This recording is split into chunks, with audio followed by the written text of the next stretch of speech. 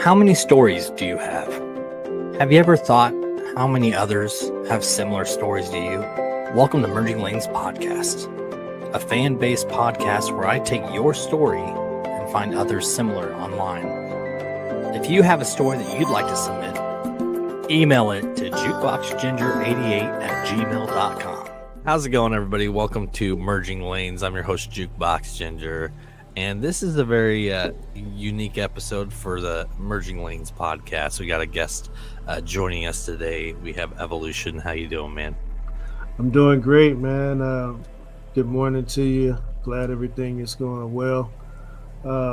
It's just a good day, man. Not much planned at the moment, but I'm sure that'll change as soon as we get off air. Yeah, right. Come up with ideas, start talking, stuff like that. Uh-huh. It's been a crazy weekend, so I'm not gonna go too much details. I got this thing on, so but I'm excited to be doing this. I've had this episode recorded, prepped and ready for a while. Have you ever had any, like, you had to see it to believe it moments in your life? Yeah, I mean, I'm sure everybody does at some point, but yeah, I've had those see it to believe it moments, good and bad. So can definitely relate to that. Are there any that you have avoided telling people because you're like, it sounds too out there?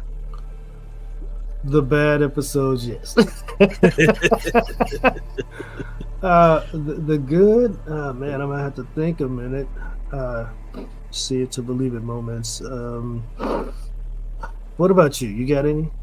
I've as a kid, being in a household where a rough stepfather and kind of the things I experienced as a child. Mm-hmm. I wouldn't say that it's unique, but I would say as extreme as it was, that maybe people who haven't experienced it probably wouldn't believe it unless they had been there. Mm-hmm. If that makes sense. Yeah, it does. That's Yeah. absolutely. I've had paranormal. I want to say paranormal experiences, but I don't. At the same time, it's like, do I question them? Yeah. And what did it really happen? I remember one time I was in a creek bed behind our house as a kid, and I swear I saw this bird chilling in the creek that had the wingspan of like a mini school bus, and it took off and flew down the creek bed, and it had like this long weird neck. But I mean, I was young, and I'm pretty sure it happened, but at the same time, it's like almost a foggy memory, so it's like I don't know if it did or didn't. So I really don't talk about it too much because it's like, meh, there's not enough. There's not enough to back it to make it like, okay, that really did happen. Yeah. And when you said that, it actually sparked a memory, a moment that I had, and I was there, and it was hard to believe. I was driving down this dark road, just in between travels, took this road for a shortcut, and there was this huge object that I was approaching because I was going pretty fast, trying to get to where I was going, and I'm looking. I think I'm seeing things at first, and then the head literally spins around and looks at me. It's an owl. What's weird about it is the sucker standing so tall. His head is like at the top of my car, and I'm like, there's no way that's an owl, right? Right. Sucker takes off and starts flying, and I mean, that thing was huge. I'm like, holy cow, that sucker has been in this area just chomping and eating on everything in sight, because I've never seen an owl that big in the city. I don't think I've seen any bird that big. That was like, holy cow. And I'm like the only one in the car. I'm like wanting to say, did you see that? But I couldn't say that because it was just me. Yeah. So but go ahead. That's crazy. It's funny that you mentioned that, because I remember traveling as a kid, and we were going to Utah, and this was before cell phones, because I remember I vividly remember being in a van with several of my cousins and siblings. Mhm. And I remember getting lost. And it was late at night because we used to drive straight to Utah, and it was like a 28-hour drive, and we'd just go straight through the night. And I remember all of us sitting in the backseat looking out the windows while the parents were out there trying to figure out, hey, where are we? Because they're looking at the maps, which a lot of people don't know. Wow. And then we were on like the side street, and there's like the barns, and you know how like the barns have like the little street lights over them and stuff like that. I remember all of us seeing eyes looking at us through the grass, like several sets of eyes off in the distance. And I remember all of us kind of freaking out. And I even remember getting older and even talking to my cousins, and we all remember it. Now, I'm sure it happened, but I mean, the eyes were probably coyotes or whatever. So it probably wasn't paranormal, but I remember us all freaking out because there were these eyes glowing, staring at us. Man, I don't know why, but I'm stuck on owls today. Here recently, I came home and it was late, and I was on my way to my driveway, and on top of my basketball goal that my sons use most of the time more than me was two owls, and they were definitely weren't as big as the first one I was talking about, but they were just sitting there. And I'm like, okay. And this is new. So right. I'm like, do I get out of my car? Right. Are they in hunt mode? What the heck is going on? So I literally took my car and drove up real slow and bumped the basketball goal, and then they flew off. I was like, man, that was the weirdest thing. You just don't see that every day, right? Right. It's actually rare that you see a wild owl that close. Yeah. And it was two of them. Yeah, they're just chilling on your basketball. That's crazy. I remember having this discussion because we have two little like Chihuahua dogs. And I remember having the discussion of if a fox or an owl was trying to get our little dogs, which one would I fight? And I'm like, I'd fight the fox because the owls are creepy and they don't know what to expect. I think I have more chances with the fox. And of course, my wife disagreed. She said that she'd fight the owl. And I'm like, I don't know. Yeah, right. But it's like would I go up against a raccoon or a possum or anything else? Yeah. I would not dance with a raccoon. Yeah. And I wouldn't mess with an owl either. Those things are pretty creepy, man. Right. All right. So those are the stories that we're going with today. The you had to be there to experience it, or you wouldn't believe it. I found 4 of them. They're a little bit long, but basically what I'm going to do is I'm going to read the stories, and then afterward we'll discuss them. Okay. All right. Does that sound good? Sounds good. All right. This first one's called Rules Have Changed. I was stuck in Mexico because of COVID. I know it sounds like a dream, but what led up to it wasn't at all. I had to go see a doctor downtown, then call an Uber for a ride to the mall for groceries. The Uber guy starts driving, then pulls out a second cell phone and does some texting. He then turns to me and says he's not allowed to drop me off at the store's doors. He has to drop me off in a parking lot a block away. That there's rules and that his supervisor will be watching and make sure he doesn't go to the door. That's obviously bullshit, and I figured something bad was about to happen to me. So I told him I know another driver and was going to ask him. I lied, I don't know anyone. So I texted all the Uber info I had on the driver and his picture, then posted it on Facebook.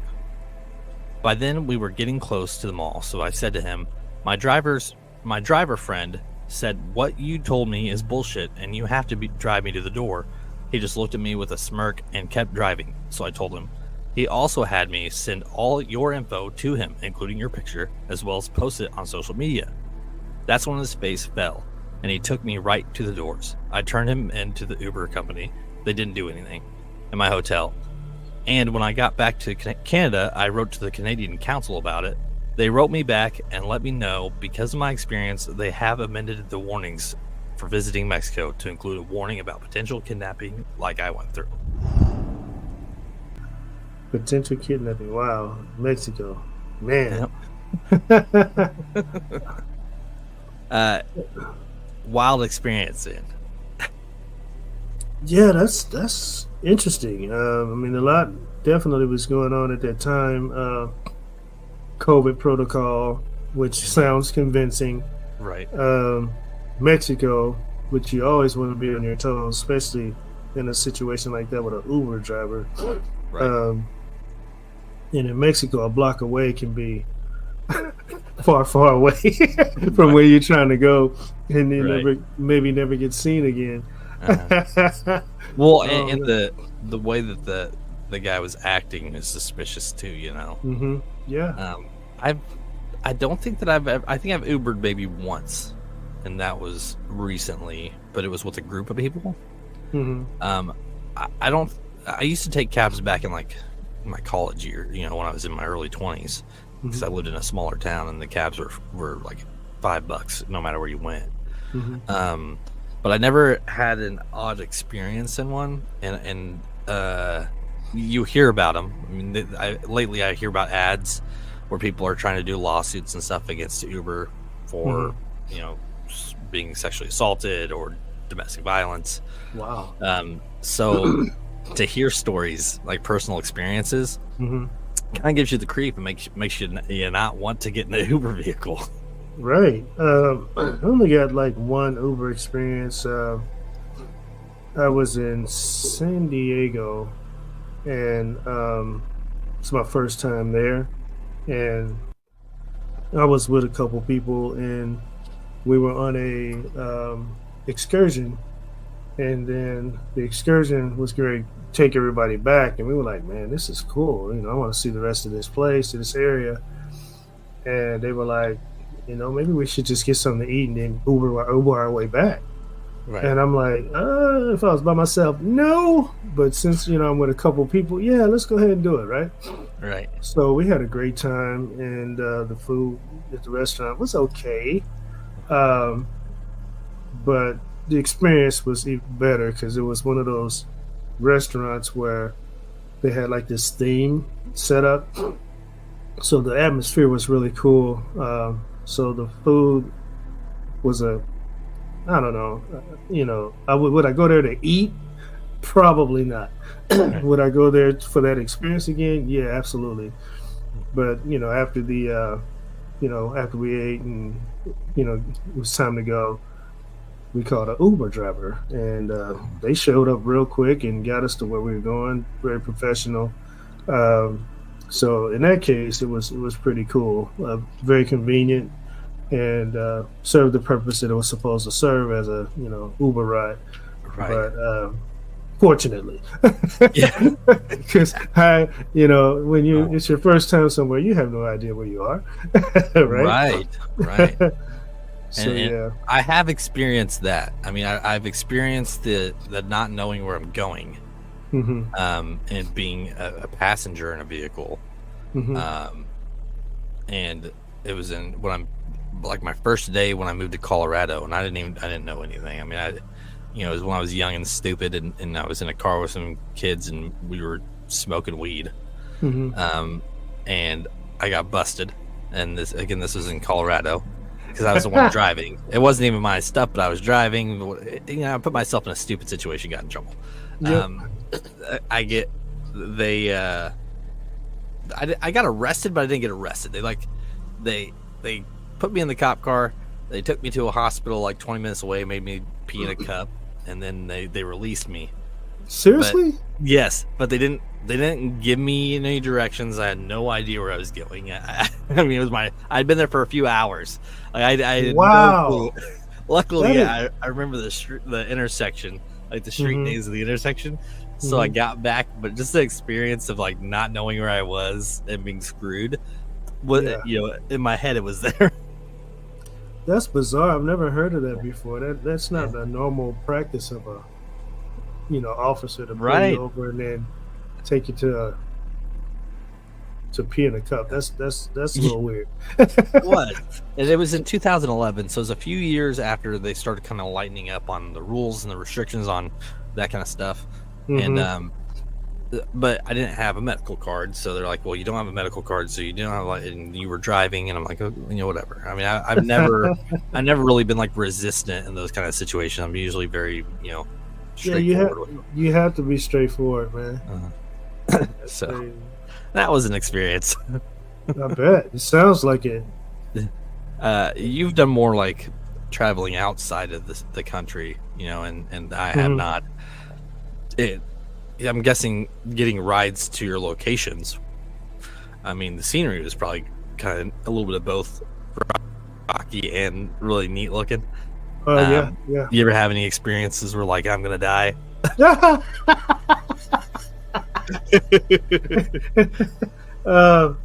Fortunately, no. Usually, when I go out the country, I have either a group of people that I'm with or some type of tour guide, because I know for a fact that I'd probably end up in a place that you probably shouldn't be as a tourist, because I have no idea where I'm at or where I'm going. Even still, there was a couple of times we were on a bus going from point A to point B, and I'm thinking, please don't let this vehicle break down right here, because it was a very sketchy looking area, and the people that were there were looking like, like they were buzzards, and we were in a desert, and just they were just waiting for that moment, right? Right. So yes, definitely a feeling that comes over you when you're in an unknown place and the surroundings change. And literally blocks away you have your resort. So once you get to the resort, you're fine usually when you're inside, but outside of the resort, in some places, man, it's just very sketchy looking, and you're like not wanting to be caught in that situation, by myself or with a group of people, because you just never know, man. Right. All right, let's go ahead and get on to this next one. This is each one of these are kind of a different vibe to them. The scenarios are different. This next one's called Not Him. There's a guy that looks almost exactly like my father, and it has caused him so many weird arguments because people mistake him for this guy. It's been an issue for decades at this point, and nobody ever seems to be willing to accept that it's not him. I have seen him twice, so I know he's real. This guy lives one hell of a life based on all the stories I've heard. The funniest is one time the cashier at a gas station insisted that my father had sex with her behind a dumpster outside a strip club a few days prior. We were out of state all week together. She just wouldn't drop it either. It was awkward and uncomfortable, to put it mildly. The craziest part is the two times I have seen him, though. The first time I saw the guy, I was a teenager. My father asked me to order a pizza, and I walked down to the shop to pick it up. I was there a bit early, so I'm waiting for it to come out of the oven, and an identical truck to my father's pulls up. A guy that looks almost identical to my father gets out, walks inside, and picks up a Hawaiian pizza, which is one that we ordered too. I was stunned to even talk to this guy. The second time I saw him was about a year ago. I was helping my father work on his truck, not the same one from the first encounter, and I ran to the gas station to grab a few things partway through. I get to the station and see a near identical truck to my father's at a pump, only difference being he has a toolbox in the bed, and the guy at the pump looks exactly like my father from a distance. He was finishing up as I pulled in, so I didn't talk to him. The only thing I know about this man is his name is Mark, because everyone that confronts my father uses the name, and the guy at the pizza shop used it too. Wow. I will say that I've heard of someone who looks like me that I've never seen, and then they were in this area because the people that bump into me, they call me Terrence, or they say I look like somebody that they know named Terrence. And I've gotten that like more than once in several occasions. And I'm like, well, who the heck is this Terrence? Because I've never met him, and they, according to the people, we are like the spitting image of each other, because they always think that I'm this person, and I'm like, no, my name's not Terrence. Did I go to this school? No, I didn't go to this school. So it's very interesting, that story, because you know through time you always hear that we all have someone who looks like us, uh, but I guess in most cases we never bump into that person. Mm-hmm. uh, but other people do, and then when they see you, you're like, oh, I'm sorry, I thought you were somebody else, right? Mm-hmm. Right. uh, but yeah, man, that's basically what I got when you were reading. It helped me think about those moments where I'm out in the public, and people think I'm someone who I'm not. Right. Yeah. It's funny because, um, you and I work at the same location. When I first transferred to that location, a manager had just left, and his name was Chad. And for the first couple months, I kept hearing, "Hey, Chad. Hey, Chad. Yeah, or Chad, help me with this." Or, "Man, I haven't seen you in a while, Chad." And I'm like, I have no idea what you're talking about. And I'm told, well, oh man, you look almost identical to this guy. Mhm. And then he had came in to the location a few months after I'd been there, and obviously to me, I didn't think that we looked identical, but I could see the similarities, and I was like, Uh-huh. okay, we're about the same height, we're both gingers, we both have beards, Uh-huh. like I get it. But I mean, just that the vibe of like, no, you look just like that guy. It's like that experience that you get. Hmm. For me, I'm like, okay, there's lots of gingers with beards, so I could see that, because I have been confused with other ones, but not as much as this Chad guy. Uh-huh.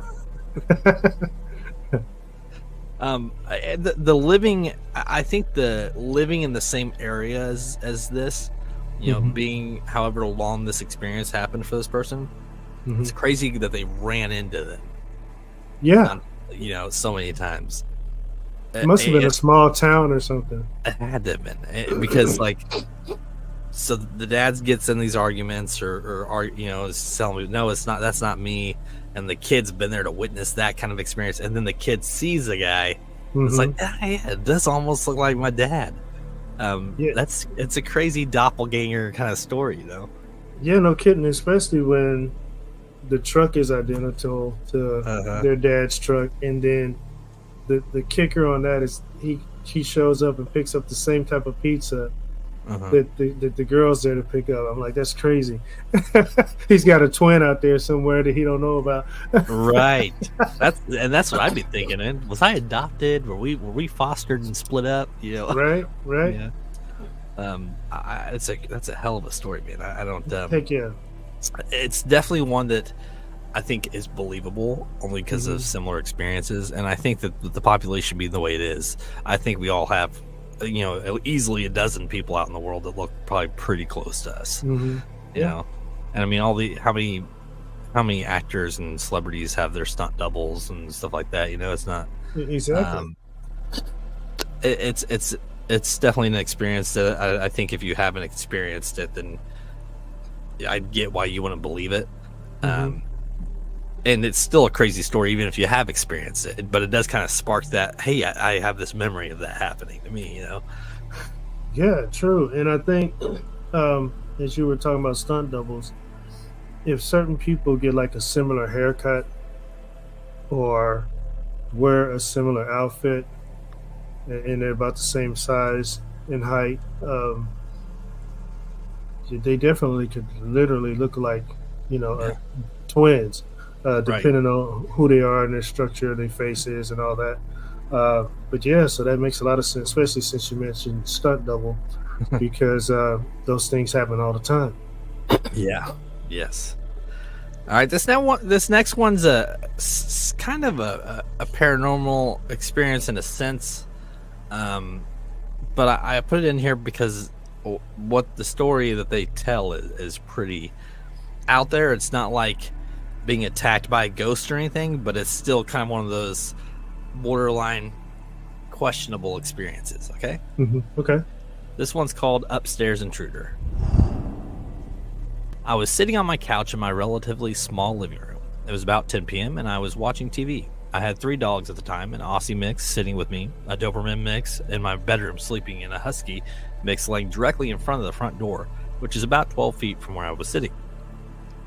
My house is a corner house with the front door about 4 feet from the sidewalk. I hear someone walk through the rocks separating my front door pathway from the sidewalk. As I sit up in anticipation of someone knocking, my Doberman comes running up to join me and my Husky in front of me by the front door. At this moment, I'm listening in silence, muted my TV, and I hear what I can only describe as a sledgehammer hitting the side of my house above my dining room window. To give context, my living room is the only room with the vaulted ceilings, and my dining room, kitchen, 3 bedrooms, 2nd bathroom, all surrounding the living room with regularly height ceilings, and the west side of the living room facing the street. I then hear what I can only be describing as large wings flapping. At the same time, it sounds like it's punching and hitting the inner walls of the ceiling over my dining room. It continues to follow the path of rooms with the non-vaulted ceilings that had attic space over them. As it flew through this open space, it sounded like its wings were hitting both sides of the house at the same time, and it banged on the inner walls of the house. The banging was so loud, I covered my ears. It seemed to bang on the walls every 2 feet until it exited through the master bedroom.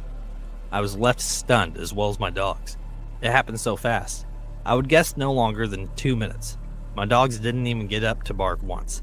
I couldn't get myself to check that evening, but the next day when I went to check the side of the house, it was completely intact. There wasn't a vent access to my attic on that side of the house. Okay, that is different. Wow, what are your thoughts on that? It's definitely not one that I've heard. You know, I mean, I've heard of birds in houses. I mean, and I've seen them in businesses and stuff like that. But some of the details of like the walking through the rocks, like I've heard that noise before. So like some of the details that they put in there, like you can kind of imagine in your head, like sitting in your room, hearing somebody pulling your driveway and shutting their door. You know, like the idea of somebody walking through some pebbles or rocks, I can hear that in my head. So I'm like, okay, that sounds accurate. And then it's like, oh, now there's a sledgehammer on the side of my house. That's where it goes, okay, where's this going? You know, somebody breaking into your house. And then they go as far as now they're in my ceiling. Like I hear them in my ceiling. They're going around my house in the ceiling. But it's not just flapping, it's both of the wings are hitting both sides of my house. Like now it's like, okay, you're hitting this stretch here. Obviously, the way you've explained it, your dogs are hearing it too. But it's so far-fetched and twisted. It's like, were you in like that trance-like sleep while you were watching TV where you're starting to fall asleep and then you kind of had this experience? Because I've never had anything even close to this kind of encounter. I'm thinking either that person was watching a scary movie and kind of dozed off like you said, or they were experimenting with some type of extracurricular substance. Being alone with their dog, I wouldn't be experimenting with anything. Right. So I don't know. That one is a little bit of a distance and hard to believe for sure if you're not there. Have those things occurred? Yeah, I mean, you know, there have been times that you hear bumps or something like that, or creaks, or even walking on gravel at some point. You know, you find out later it was like a cat or something, or you know, something believable. But wings hitting both sides of the house and a sledgehammer, and then there's no damage the next morning. Somebody hits a house with a sledgehammer, it's definitely going to be there. Yes, you know? Yeah, you're not going to step outside and see nothing. Right. So, yeah, that one's a little bit of a imaginative, non-possible occurrence. Well, and like, the closest thing that I could say that I've had experience was related to like the dream state, and like Have you ever like jolted up like something was wrong? Like you woke up suddenly and just sat up, like, and you don't know why you were worried, but you're worried. Mm-hmm. I feel like that's a common experience, and I think that, you know, some people remember their dreams, some people don't. Like, I've had dreams that I do remember, and I remember having nightmares, waking up, but not remembering what the nightmare was about. So it could have been a very vivid dreamlike state where they were dreaming that they were in the same situation, and they kind of jolted up, and that's when they like, oh well, that just happened, you know. Like I could see that being something, and the whole point of why we're kind of discussing this the way that we are is because is it believable in the sense that maybe the person believed it happened, or is it a story that they just totally fictionalized just for publicity?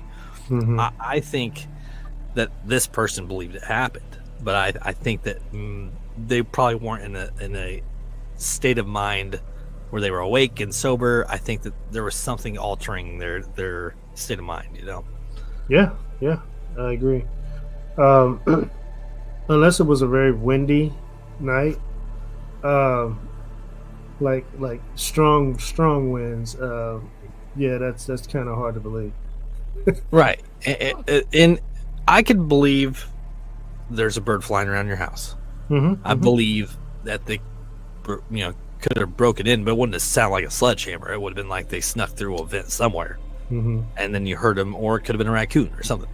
What I can't believe is the flapping of the wings on either side of the house at the same time, room to room to room, until they left the house, and then there being no leftovers for you to find. I mean, unless it was more than one bird, you know, if there was several birds, of course, maybe that could be possible.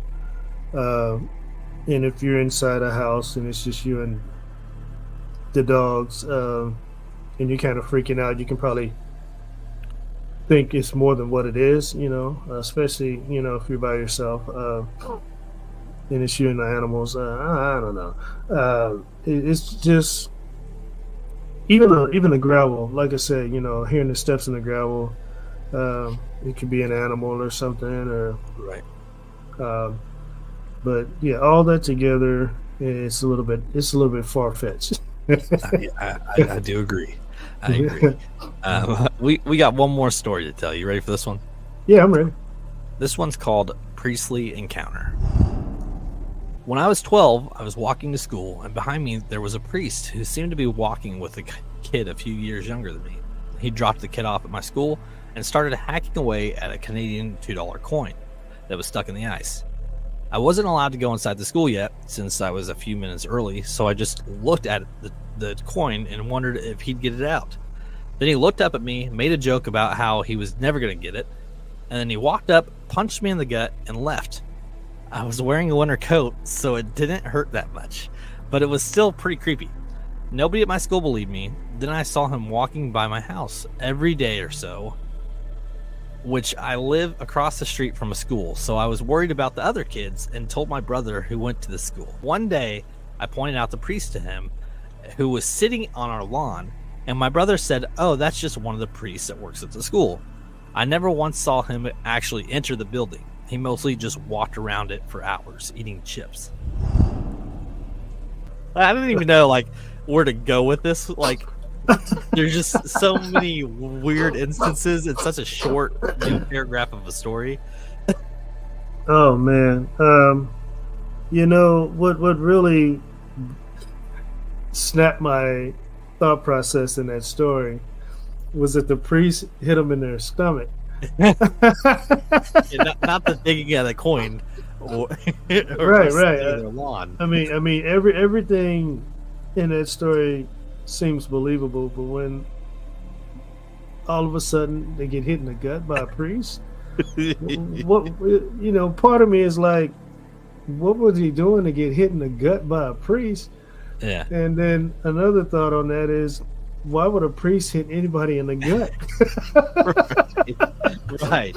And for me, like, I was trying to piece it together where it could make sense, and I'm thinking, okay, maybe no, yeah. I'm like, okay, maybe this kid's having like a ghostly experience, because he talks about how he starts seeing him every couple days after that experience. But then when his brother's like sees him too, and he's like, oh no, he's just a priest at the school. All right, well that's one thing that just kind of okay, it gives it a little bit more validity, but not necessarily 100%.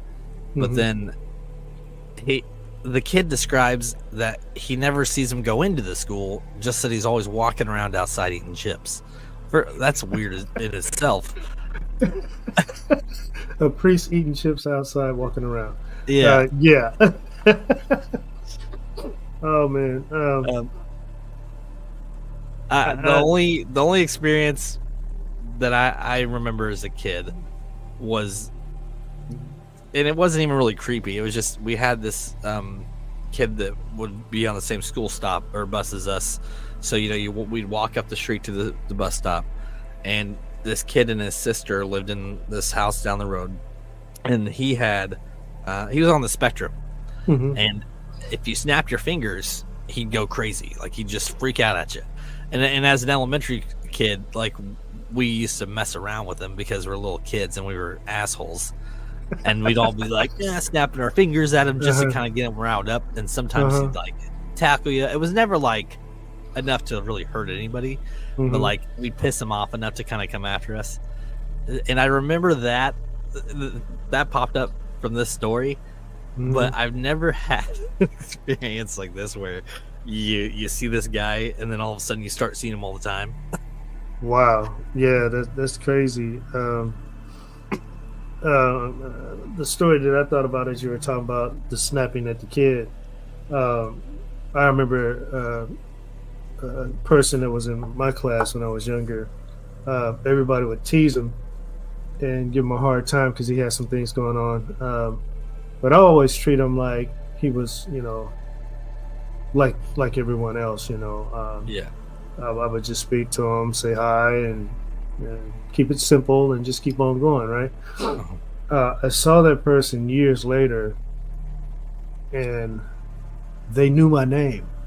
They called me by my name, and I was like, it took me a second to realize who they were.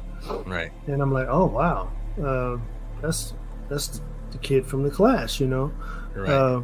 But they remember, what I'm saying? It's like they remember who treats them or teases, they remember who's teasing them, but they also remember who treats them like a normal person, which they are. They just got some things going on, right? So I just thought that was very interesting. And then but they were a little, they weren't the normal type of person. They had something going on. And then later I heard about something that happened like not too long after they saw me, and I'm like, whoa. I'm glad I treated them nicely, because if I didn't, they might have had that reaction, right, towards me. But yeah, man, that's crazy. Overall, what'd you think of today's episode? Did you like it? Yeah, it's very interesting. The different stories, and definitely, I think the one that stood out the most about believing it and was the one with the wings and the dogs and the gravel. Had to be there to really believe that was real. And then also right after that, the priest punching the kid in the gut. Right. That's hard to believe, man. Right. Yeah, exactly. I mean, the Uber driver in another country, it's creepy, and I feel like that could be realistic. Yeah. And then the doppelganger father, I think also believable. I think the other two are definitely out there. I think the priest one, I think, is the most non-believable, because in my mind I can fixate a situation to where the bird in the attic experience could have happened and they could have believed it actually happened.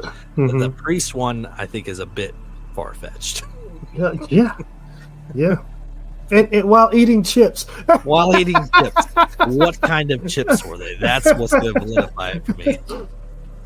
I've seen a lot of priests, but I've never seen them eating chips. I've seen them eating their little bread thing, Right. but I wouldn't call it a chip, right? Right. But yeah, that's just.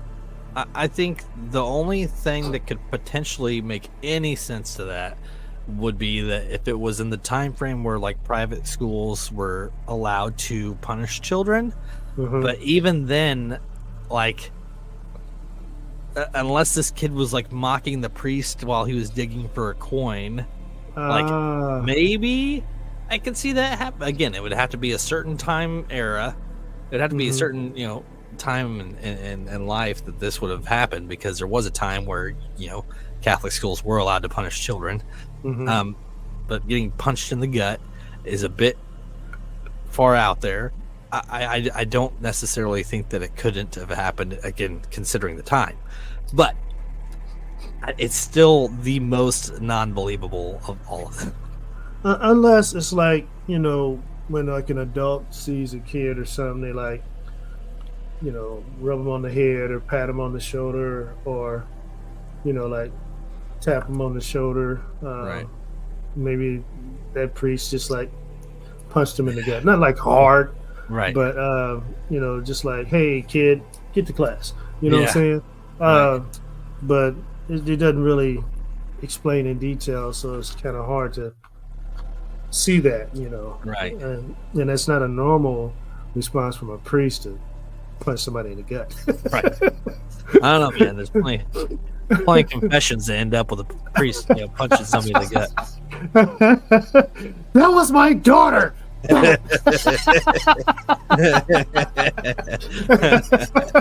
Right. Like it's a much more difficult one to piece together to make it realistic. Let's put it absolutely. It's you have to have a lot of missing information for that to be believable, right? Well, Ev.O.Lution, I appreciate you coming on today. Hey, glad to be here, man. Yeah, of course. And to everybody who is or has listened to any of the other episodes, this is typically a solo podcast, but it's going to be nice to kind of bring in guests every now and then. And it's nice to kind of get other people's stories. So it almost kind of gives the same vibe as our other show, Stardom, except it's a little bit more serious. And it's comical, but it's more of like, okay, we're sharing stories that people have experienced and kind of keeping the same topic. So it's a little different vibe. But, to everybody that's listening, we always appreciate you guys. This is a recorded episode versus most of ours that are live. But I kind of like the variety that it gives. I get to edit it, kind of put a little bit more visuals into it. And I'm excited to kind of see where it goes. And there's so many stories out there that I think that this is one of those shows that can just continue on forever. And I even want to hear your guys' stories. Email me at jukeboxginger88@gmail.com if you have any stories that you'd like to share, and I can find other stories that are similar and share it on one of the episodes. And until next time, we'll see everybody around.